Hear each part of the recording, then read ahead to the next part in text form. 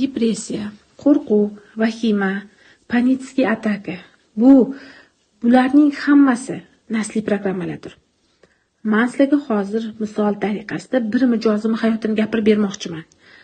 Menga kelgan yigitni dadasi Ulug' Vatan urushida yosh yigit bo'lib borgan, qatnashgan va urushda nemislarning lagerga asir bo'lib tushib qolgan. Bir necha yil asirlikda judayam og'ir vaziyatda hayot kechirgan. So'ngra qutqarib olishga O'zbekistonga qaytib kelgan, uylangan, bola chaqali bo'lgan va umrini oxirigacha doimiy og'riqlar, ayniqsa bel oyoq og'riqlaridan aziyat chekib, qiynalib yashab o'tgan.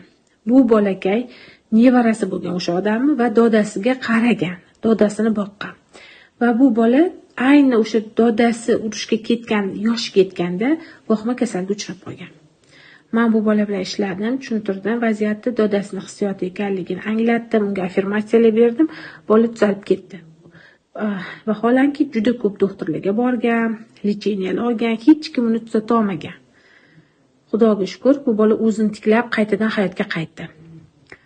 Agar sizda shunaqa muammolar bo'lsa, agar umuman sizni salomatligingizda qandaydir muammolaringiz bo'lsa, men sizlarni salomatlikka bag'ishlangan vebinarimda kutaman. Tez kunda shu vebinarimizda sotuvga chiqadi. Biz bilan bog'laning. Qatnashmoqchi bo'lsangiz, plyus qo'yib qo'ying va sizga vebinarni narxini aytishadi.